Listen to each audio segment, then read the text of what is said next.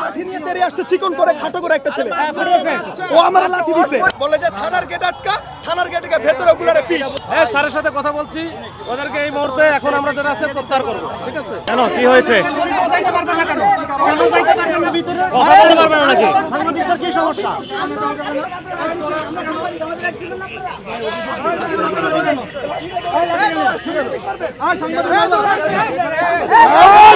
কি বলে এখানে?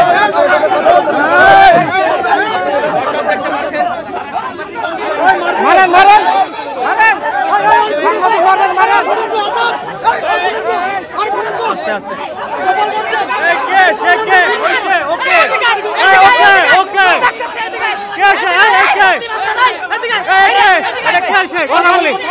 কথা বলি দেখি, কি পোস্টে আছে সে? কি পোস্টে আছে জিজ্ঞেস করি তাকে। কি পোস্টে আছে সে? কেন কি পোস্টে আছে?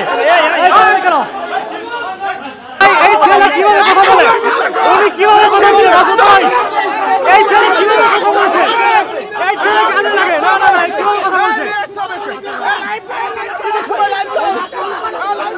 লাঠি দেয় কিভাবে সে?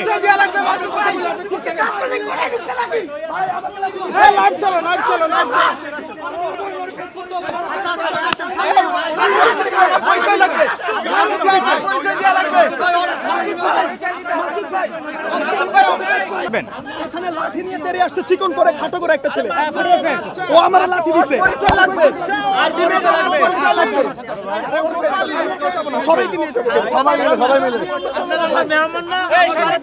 ভাই আমরা আসছি আপনার কাছে, আপনি ছিলেন না, জানেন আমাদের হামলা করতে আসছে আমাদের। সবাই ছাত্রলীগ অফিসের পরিচয় আমি আনাই যাচ্ছি, লোক আনাই যাচ্ছি, সবাই সবাই আমি একা সবাই যাবে, কেউ যাবে না, সবাই ছেড়ে দেন, ফুটেজ নিয়ে চলে যাই। ওই ছেলেটাকে নিয়ে আসেন। না, সে এভাবে ব্যবহার করছে কেন?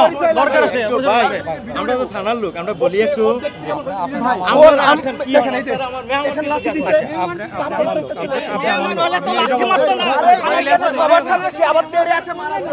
যতক্ষণ না পর্যন্ত আমরা এই শাহবাগ আমাদের উপরে কেন হামলা করা হলো এবং আমরা হামলার পরে আমরা বিচার চাইতে আইলাম, এই বিচার চাওয়ার সময়ও আমাদের উপরে কেন আবার লাঠি মারা হলো, ধাক্কা দেওয়া হলো, সেই কথা জবাব আমাদেরকে না দেওয়া পর্যন্ত আমরা এই শাহবাগ থানা ছাড়বো না।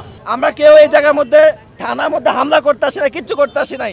জাস্ট আমাদের উপরে কেন আমাদেরকে লাঠিচার্জ করা হয়েছে সেই কথা জানতে এসেছে। সেখানে কেন আমাদের উপরে গালিগালাজ করা হবে, কেন আমাদের উপরে হামলা করা হবে পুনরায়? এই ছেলেটাকে, এই ছেলেটা তুমি আমার একটু দয়া করে একটু পাঠাই দাও আমার এখানে।